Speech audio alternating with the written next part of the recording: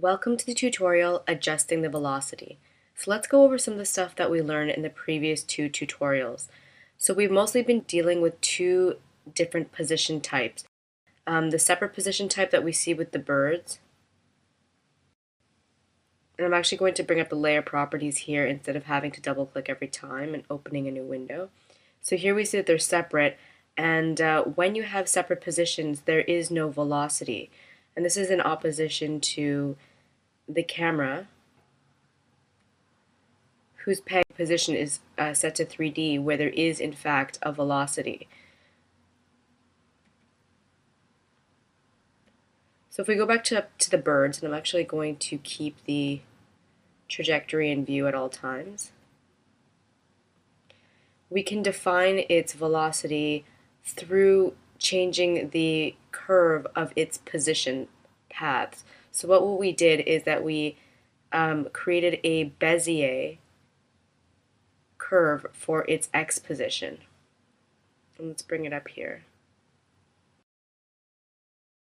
And by changing this curve, we've essentially changed the velocity so that it actually goes slowly on the way down and then it swoops across and goes very quickly. And if we hit the play button, I can show you what I mean. So the camera is still on, so let's just turn that off.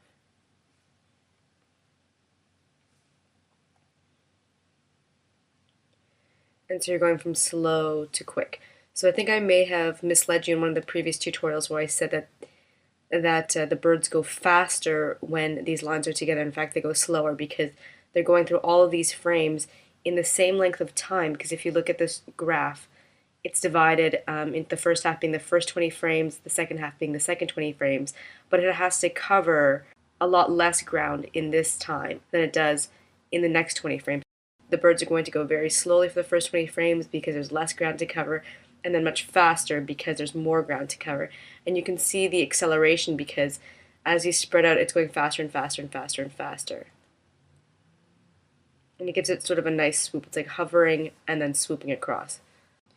So not to flog a dead horse, but one more way that you can look at this graph is that if you look at the first 20 frames again and you match it against the function value, which is the scale on this side, you'll see that the birds have gone from roughly what looks like 1 to, at frame 20, 2.5. And I'm guessing this is 2.5 because it's exactly between 0 and 5.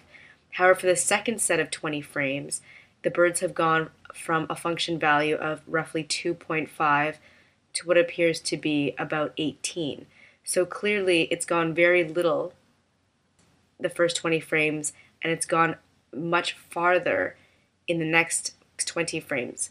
So in that way you can measure back and forth that the greater you make the distance in a shorter amount of time, the faster the birds will go, and the shorter the distance you make in the same amount of time, the slower the birds will go. So that's one way of defining velocity for separate positions. But now let's take a look at 3D positions of the camera. So first I'm just going to hide all controls so that the bird trajectory will not stay in view. And then I'm going to turn on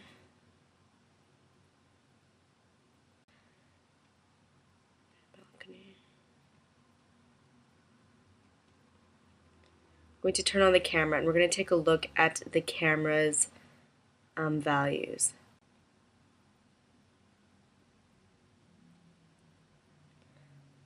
So the camera, which has a 3D path for its position set, does have this velocity option, and we can bring that up here by going to camera-p path velo, and we can now play with the camera's velocity. So I'm going to do that, and in that I'm going to show you all the features that exist in the function panel for the velocity. And just to remind you what the trajectory looks like for the camera, let's go to the top view and let's select the camera. Actually, I'm going to keep it in view at all times. And so you see it's like this zigzaggy sort of S curve that we have going. And just to actually show you as well in the camera view, let's hit play so you can see what that looks like. Okay. So if we go back to the function editor, I just realized for the velocity I can't show you how to use the reset because it has a maximum value of 1. So let's choose the X position for the camera. So this is the X position, and if you grab, let's say, the last keyframe and you pull it upwards, like that, for example, because this is positioning, it's being pushed really, really far right. But what I wanted to show you is that if you click on this Reset View button, what it does is it'll include the entire graph in this little view. So now you can see everything from the bottom of the graph to the top of the graph. So that's why this is useful. And then if I want to undo that, I can zoom in, sort of center this, and then hit reset again, and it'll sort of reset it to the way it was before. So it's basically just to always have your curve visible, your complete curve in this frame. So let's go back to the velocity. And using the next button, if you remember, you can add a keyframe. So I'm going to click that. I'm also going to keep show current frame. And then obviously you can make that a stop motion keyframe, which, as you see, got rid of that smooth interpolation, that gradual movement. So it'll be, if we play in the camera view, you'll see it'll go for a bit and then it'll jump, and that's obviously what a stop motion keyframe does. So let's undo that. And what we have here in this drop-down list, I'll get back to these steps right here, is we have the ability to change the way these Bezier handles work. And we know that we're using a Bezier curve because if you look in this title bar, which says editing, it says camera P, so camera peg, path, velocity, editor, Bezier. And it's also obvious because of the handles that we're using. So I was having a little bit of difficulty in one of the previous tutorials because I expected these handles to move together and they didn't. They're moving independently, but that's because we have corners selected here. So if I select this keyframe and choose straight instead, you can now move the handles together, or if they hit a certain point, you can move them independently, and you can also shorten them and lengthen them independently, like that. But then if I want a total controlled smooth curve with, with no kinks in it that you can create like that, that's a little bit of a weird curve, what I can do is I can select the keyframe again and choose smooth. And so smooth gives you an absolute smooth curve.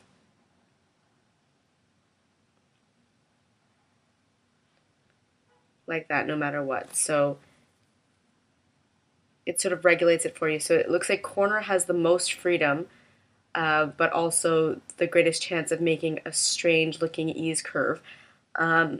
Whereas smooth has the least freedom, but it gives you the best looking smooth curve and everything that follows suit in between.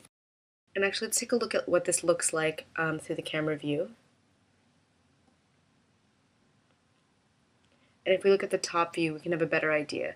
So it looks like it goes quite fast through these first few frames. It slows down in the middle, and then it becomes fast again. And if we look at the function, we can see why that is. So we can see that it speeds up, plateaus here in the middle, and then speeds up again. And so that's what we're seeing in terms of the velocity relative to the graph. So let's undo that.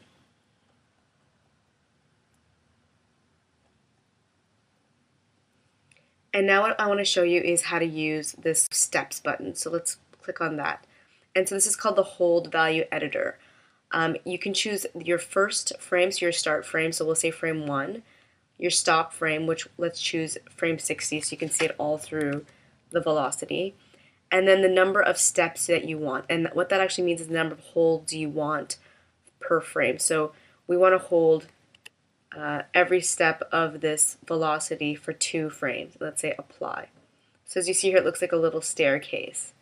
I'm going to close, and I'll show you what that looks like in the camera view. So you can tell it's a bit halting as it's moving through that S curve. I think it looks about the same in terms of its velocity. So this is something that you often do in animation where you want holds for multiple frames, and then you can do that through the velocity editor. You can do it for any curve where this function button exists. So let's undo that as well. So I'm going to show you the next 2 buttons through the bird's X position. So if we go there and we select the middle keyframe, if you click on this first button here, what it does is it flattens out the segment between it and the next keyframe. So what it's essentially doing is it's turning itself into a stop motion keyframe. So let's undo that. And then if you click on the second button, what it does is it converts the curve into a linear segment. So you can try that out for yourself in the software and then see what kind of effect that has in the camera view. So the next thing I'd like to show you is how to adjust an ease curve. Up until this point, we've only used Bezier curves. So to do this, let's take a look at the punching bag. So I'm going to turn off the camera actually so that it'll come into focus right here. You can select it in the camera view and then find it in the timeline. So I'm going to uncollapse its peg and select it. So the main movement from the punching bag appears to be its angle Z rotation. And once again, the Z axis is what's coming out of your screen towards you or receding into space, and it's obviously rotating around that point. So this is the curve that I believe we'd like to see. So you click on angle Z here, and I might need to select it from the list here.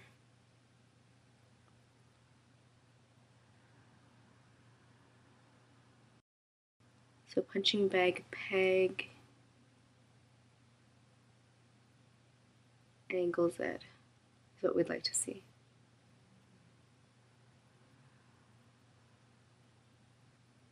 And there we go.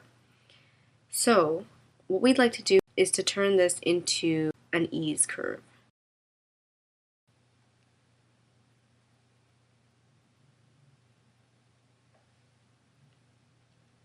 So we have to put back in all the keyframes that we see listed here on the curve. So there has to be one here, and then as we scroll across, there's one right here, one right here,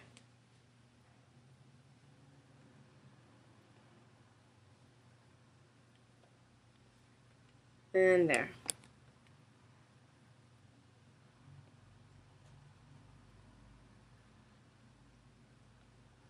Okay, let's see what that does in the menu.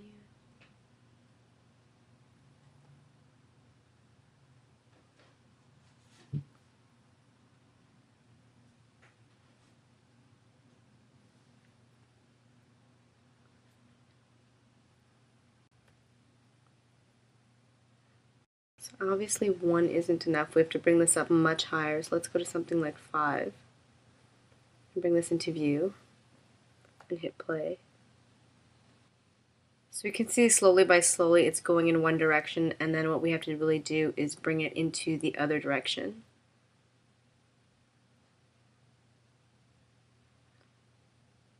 Something like this.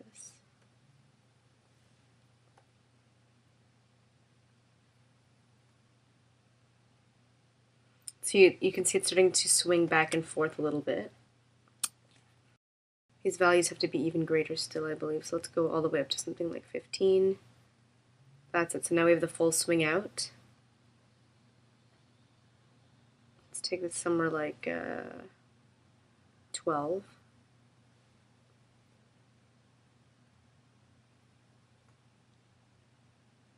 So you can see it's starting to get its swing. And what we're playing with here, with the ease and out, is a perfect linear segment capped by 2 semicircular segments like this.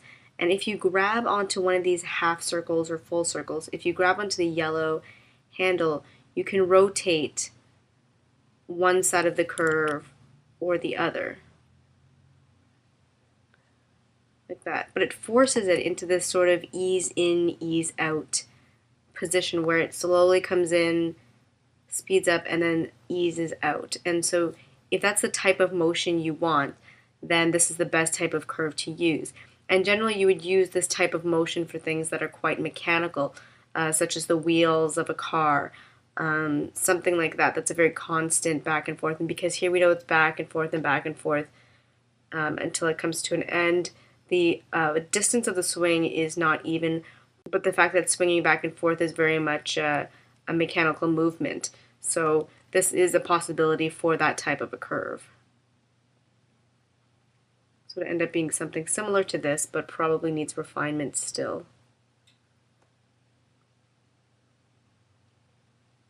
Like that. So you get the picture, but you can keep fooling around as much as you want.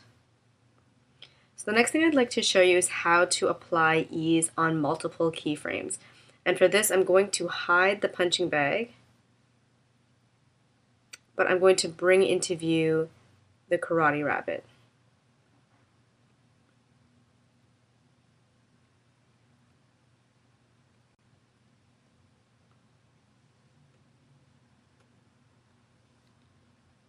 It's a faster way of doing it.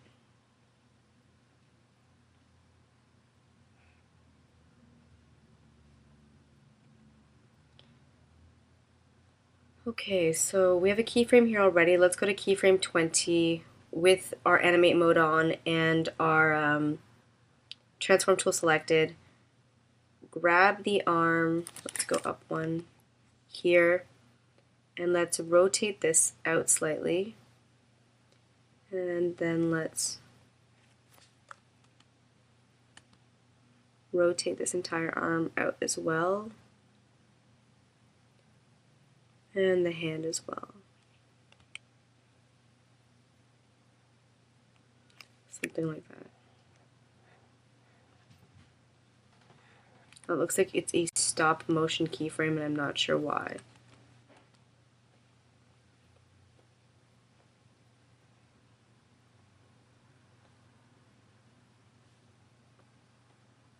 Oh, it looks like these are stop motion keyframes. So let's click Shift,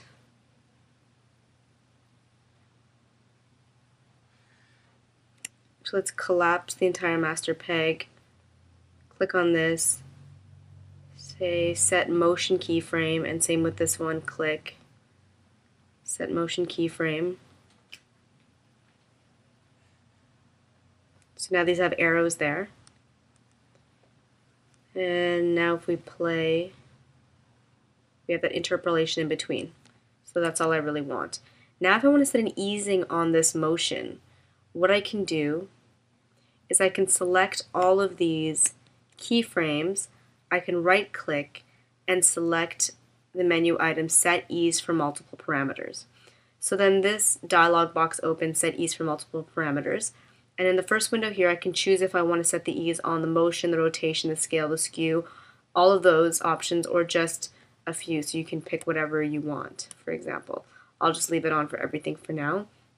Then you can play with the curve here. It has Bezier handles, so you can decide if you want it to slowly go in and move out, you know, or the vice versa. You can decide on what you want your curve to look like, and as you can see, the values are adjusting right here. So you can apply that and then close. Let's collapse this again and take a look at what that looks like.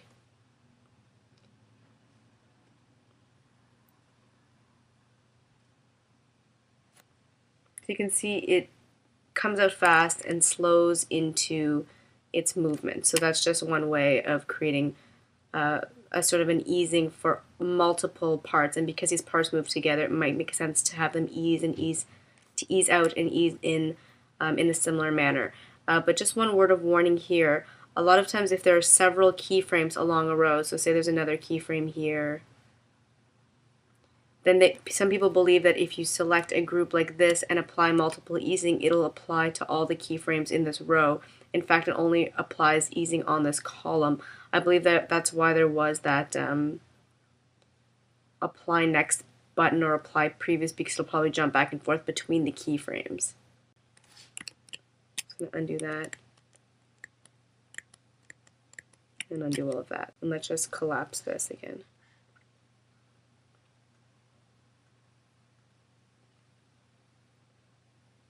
The last thing I want to show you is how to play with velo-based curves. But before we do that, I'm going to modify the path of the camera peg. So from the top view, we see that it's like an S, but from the side view, it's still very flat as it is in the camera view. So just to be a little playful, let's grab one of the control points, and pull it downwards, and then grab the other control point and pull it upwards. So now not only is our camera zigzagging across the plane, but it's also moving down and then up and then down again. And let's take a look at what that looks like in the camera view.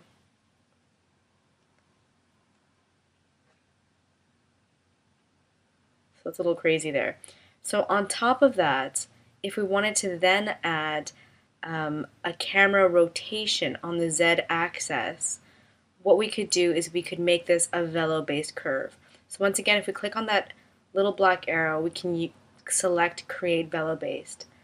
And what we're going to do is actually change the velocity of the camera and then change the angle of the camera. And what the angle will then do is follow the velocity of the 3D path.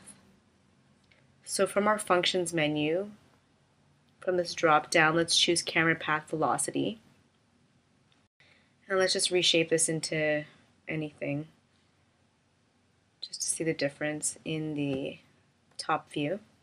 So we can see here it goes very, very slowly and then it speeds up. Actually, I think I'd like it to do the opposite. I'd like to go really fast and then slow down as it comes towards the door. So let's make this look like the opposite. It'll go fast, it'll slow down close to the end. Like that. And let's test that in the camera view. And it comes to a stop like that. So now let's take a look at the camera angle.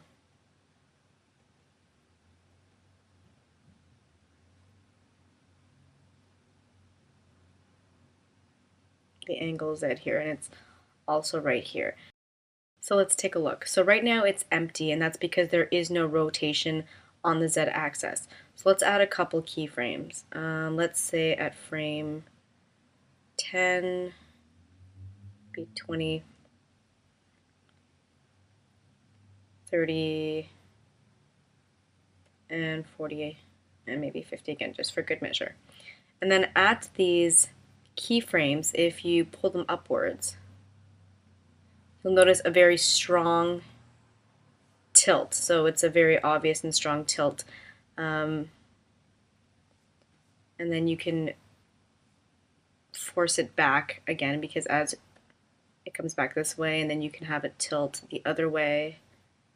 So I'm making it very dramatic, so it's very obvious what's going on here. So something like that. So let's play that to see what happens. So it's a pretty dramatic camera tilt. Goes all the way one way, all the way the other way, and then comes back to even. But what's actually going on that we are more interested in, more than that, so let's just close that, is that because we made this angle Z a velo-based curve, then what it is it's basing its rotation also on the velocity of the 3D path. And the reason that you would do this, and you often do this with rotation and scale, is that as the camera is rotating, if the path is either accelerating or deaccelerating, you want the rotation of the camera to match. You want it to slow in and slow out as it's rotating, so it doesn't look like it's rotating quickly, but that you're slowing down, etc. You want it to match the velocity of the path. And that's the same for the scaling. If you're going from big to small, you want it to gradually go from big to small with the same way that the path is accelerating or deaccelerating. You don't want to quickly go from big to small and then your camera's slowing down. So that's usually why you do something like that. So that's pretty much it for the tutorial adjusting the velocity, and in fact it's the last video in the video series Animation Paths Part 2.